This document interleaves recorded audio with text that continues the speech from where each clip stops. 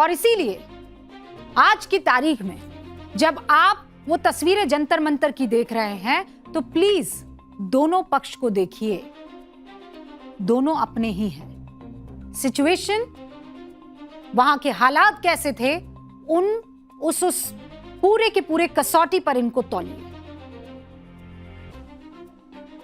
अब दूसरे सब्जेक्ट की तरफ आ रही। खेल में रंग वाली सियासत की क्लास है। 14 अगस्त से बेल्जियम और नेदरलैंड्स में हॉकी का विश्व कप शुरू हो रहा है, ठीक है। दुनिया की 16 टीम जो हॉकी विश्व कप के लिए क्वालिफाई कर चुकी है, वो जीत के लिए जी तोड़ मेहनत कर रही है। भारत भी 51 साल बाद फिर से हॉकी विश्व कप जीतने की कोशिश कर रहा है, लेकिन भारत की सियासत इसे अलग ही चश्मे से देख रही है। ये चश्मा बड़ा रंगीन है, ये वैचारिक चश्मा है। राजनीति की कड़वी सच्चाई यही है कि आप विचार के हिसाब से रंग को तौलते हैं, वो हर चीज में उल्टा चश्मा लगा लेते हैं। हुआ यह है कि विश्व कप के लिए भारतीय हॉकी टीम की जर्सी का रंग बदल गया है। अभी तक हॉकी टीम की जर्सी का मुख्य रंग था नीला, लेकिन हॉकी विश्व कप के लिए केसरिया रंग का इस्तेमाल कर दिया गया है। केसरिया यानी भगवा। अब आप कहेंगे मैडम, जब ब्लू रंग की जर्सी चल ही रही थी तो बदलने की काहे जरूरत थी? बोल सकते हैं ना, क्यों किया भाई, क्यों केसरिया कर दिया? तो हुक्म, ये तस्वीर देखिए। आप तो भाई सारे कैमरा पर्सन है, इस तस्वीर में आपको क्या दिख रहा है? जल्दी जल्दी बताइए, क्या दिख रहा है आपको इस तस्वीर में? कलर। कौन सा कलर है? नीला। कहाँ कहाँ है नीला कलर? ग्राउंड पे भी और पूरा ग्राउंड पे भी। ग्राउंड के साथ। समझ में आया? हाँ जी, मर्ज हो रहा है वो। समझ में आ गया? देखा, स्मार्ट है मेरे कैमरा पर्सन। सब कुछ नीला है भैया। वो पीछे जो एड दिख रहा है वो भी नीला, वो जो ग्राउंड है वो भी नीला, और हमारी जर्सी भी नीली। हुक्म, हॉकी इंडिया का इस मामले में बयान सामने आया वो यही है, कोई राजनीति नहीं है। संस्था के मुताबिक जर्सी का रंग बदलने का फैसला खिलाड़ियों, स्पोर्ट स्टाफ की सलाह पर कई दौर की बातचीत के बाद लिया गया है, और मुख्य वजह तकनीकी थी। नीली जर्सी अंतर्राष्ट्रीय मैदानों की नीली सतह में कहीं ना कहीं मर्ज हो जाती है, खिलाड़ियों को पहचानना मुश्किल हो जाता है। कोच और खिलाड़ियों ने पीले या भगवा रंग का सुझाव दिया, और बाद में निर्णय यह हुआ कि भगवा रंग को हम लोग चुनते हैं। हॉकी इंडिया के अध्यक्ष और भारतीय हॉकी टीम के पूर्व कप्तान दिलीप तिर्की ने इस बदलाव को लेकर क्या कहा है, जल्दी से सुन लीजिए। खिलाड़ियों को ओर से, कोचों की ओर से रिक्वेस्ट आया हुआ था कि खेलने के दौरान टर्फ भी ब्लू है और खिलाड़ियों का जो जर्सी वो भी ब्लू है, तो कहीं ना कहीं मैचिंग हो रहा है। विजिबिलिटी में क्लियर कहीं ना कहीं उस हिसाब से नहीं हो पा रहा है। और दूसरी बात, जब हमारे नेशनल फ्लैग का कलर भी ऑरेंज है, और इसलिए ऑरेंज को चूज किया गया। तो जो बात हॉकी इंडिया कह रही है वो ये तस्वीर आपको समझा देगी। सब कुछ समझ में आ गया होगा आपको।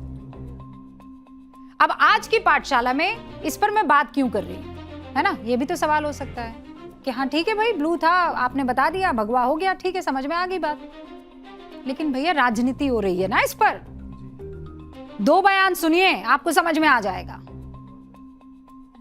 देखिए, ये चाहे यूनिफॉर्म बदल लें, ये एजुकेशन पॉलिसी में भी अपनी इतिहास को बदलने की कोशिश करते हैं, कुछ भी कर लें। आपने देखा हमारे देश के युवा क्या सोचते हैं इसके बारे में। इस देश की आज़ादी के लिए जो लड़ाई लड़ी गई वो अहिंसा और सत्य पर आधारित थी, उसमें आरएसएस कहीं नहीं थी।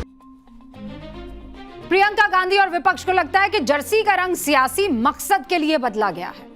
विपक्षी चश्मा केसरिया को बीजेपी के रंग पर और रंग के तौर पर देख रहा है। हाउ सैड ना, एंड हाउ सिली।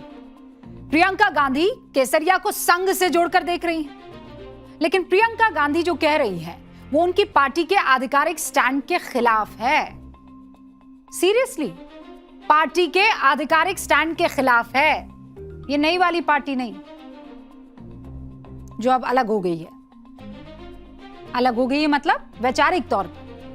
मेरे पास AICC यानी ऑल इंडिया कांग्रेस कमेटी का 7 अगस्त 1931 में पारित एक प्रस्ताव का पन्ना है। ये रहा वो पन्ना, और इसको मैं मार्कर से बकायदा मार्क करके लाई। ये जो पिंक कलर का आपको, हालांकि इसको मुझे भगवा रंग से करना चाहिए था, ठीक है कोई बात नहीं। पिंक कलर के रंग में जो ये हाईलाइटेड आपको पैराग्राफ दिख रहा है, इसमें साफ लिखा है, पढ़ के बताऊं? ऐसे पढ़ते हैं। It being understood that the color have no communal significance.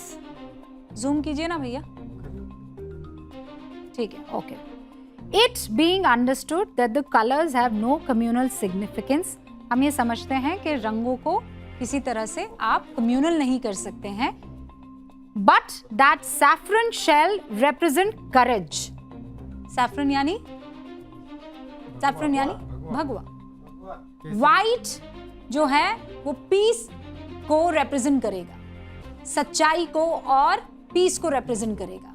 और green shall represent faith and chivalry, and the spinning wheel the hope of the masses. समझ गए? साफ समझा रहा है कि रंगों का कोई सांप्रदायिक महत्व नहीं होता है।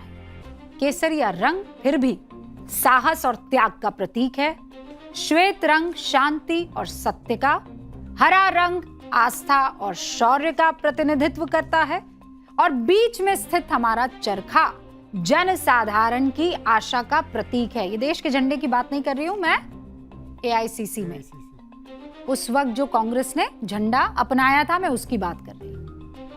मतलब देश की आजादी की लड़ाई लड़ रही कांग्रेस को रंग में कोई धर्म नहीं दिख रहा था, लेकिन आजाद भारत की राजनीति कर रही कांग्रेस को सियासी रंग दिखाई दे रहा है।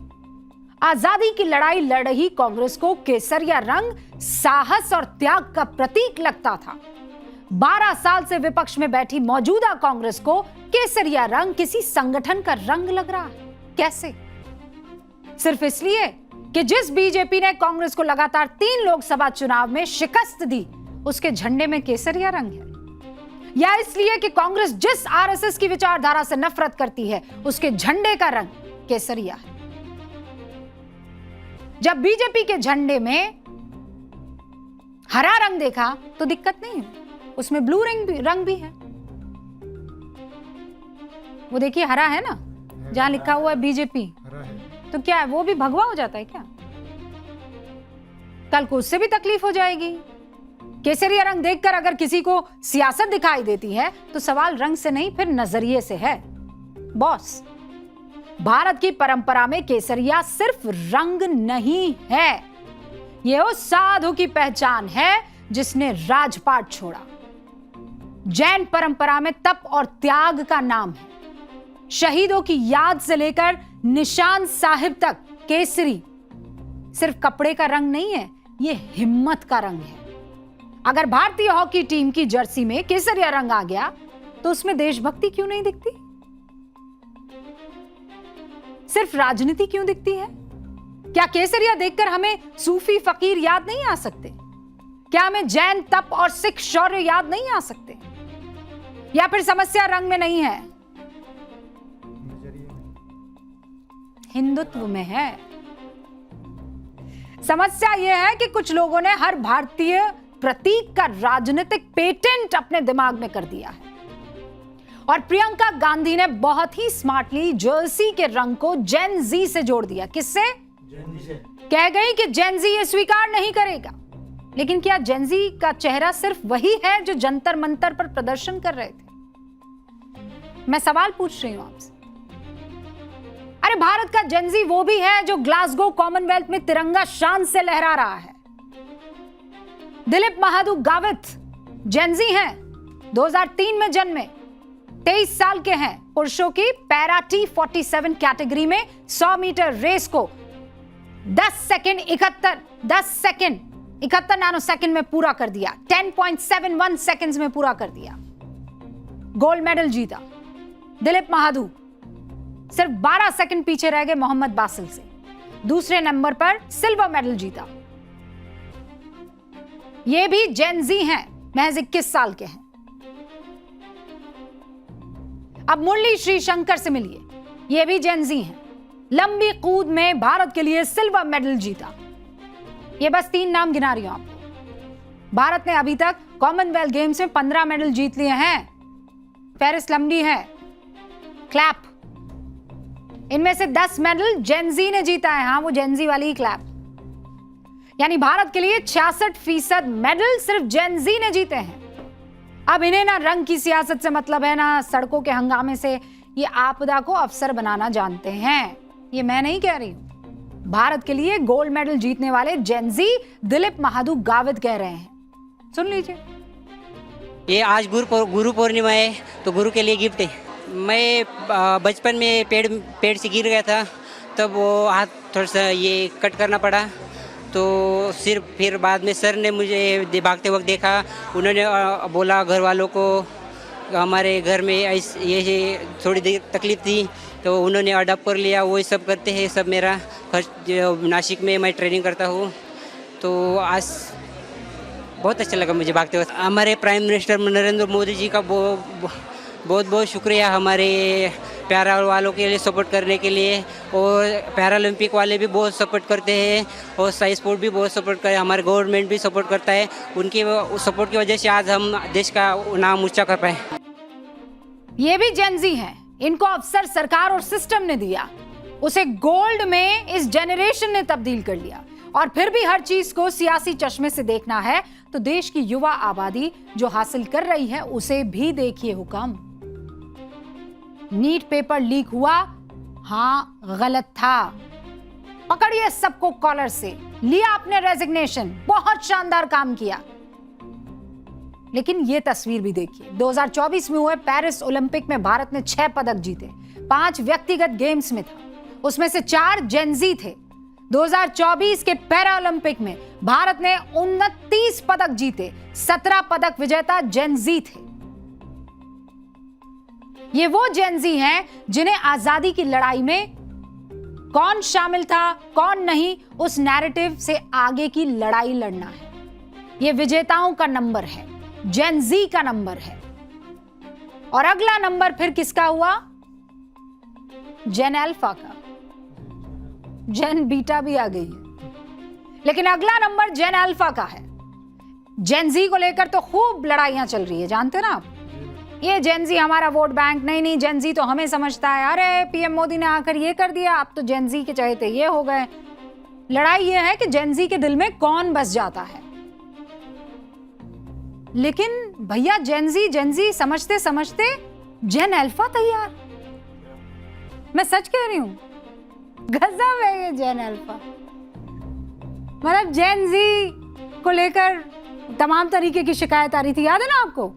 ये कैसी भाषा है, ये किस तरीके से बोल रहे हैं, ऐसा नहीं बोलना चाहिए, बुजुर्ग हैं, दादा की तरह हैं। अच्छा, जेनजी आता आता जेन अल्फा आ गया। रे हटो परे, हमें मैदान में।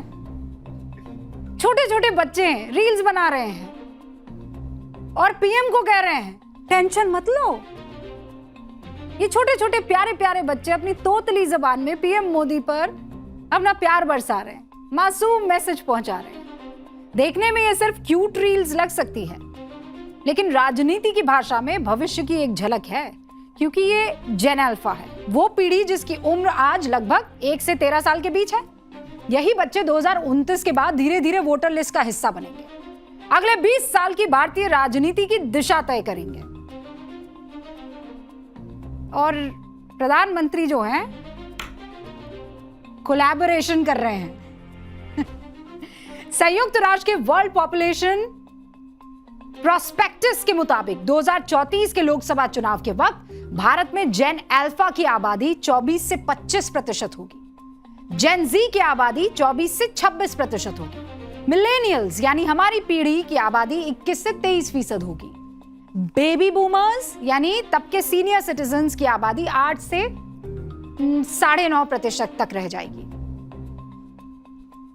यानी 2034 की राजनीति का सबसे बड़ा जनाधार जेन जी और जेन अल्फा होंगे, और अभी ये दोनों एक दूसरे से कॉम्पीट कर रहे हैं। अच्छा, इस बीच एक बड़ी खबर आ गई, आपको बता दूं, राज्यसभा में भी एंटी पेपर लीक पास हो चुका है। राज्यसभा से पास हो गया एंटी पेपर लीक। अब ये जो प्रावधान है, जो कड़े वाले प्रावधान है, वो कानून का रूप ले चुके हैं। राष्ट्रपति की मंजूरी, एक सिग्नेचर और उसके बाद ये कानून में तब्दील हो जाएगा। लोकसभा से पास हो गया है, राज्यसभा से भी बाकायदा पास हो गया है और अब ये कहा जा रहा है कि राज्यसभा की कार्रवाई कल तक के लिए स्थगित हुई। राष्ट्रपति की मंजूरी के बाद ये बिल कानून का रूप ले लेगा। और इस बीच राष्ट्रपति मुर्मू से प्रधानमंत्री नरेंद्र मोदी की मुलाकात हुई है। पीएम ने राष्ट्रपति भवन जाकर मुलाकात की है। दोनों के बीच इसी मुद्दे को लेकर बातचीत हुई है। इनफैक्ट दूसरे कई मुद्दे थे जिन पर दोनों के बीच गहन चर्चा हुई है। तो तमाम इन सारी चीजों को लेकर जब डिस्कशन चल रहा था कि क्या होगा, क्या सिर्फ और सिर्फ एक रेजिग्नेशन से काम चल जाएगा, लेकिन उसके बाद आया ये कड़ा कानून। कानून तो 2024 में बन गया था, लेकिन अब इसके प्रोविजन को और स्ट्रॉन्ग कर दिया गया है। चलिए अब इसी बड़ी खबर के साथ मुबारक हो, क्योंकि इस कानून की जरूरत थी। अब इसका पालन बड़ा तगड़ा होना चाहिए, तभी आएगा आनंद। इनफैक्ट कानून का पालन ही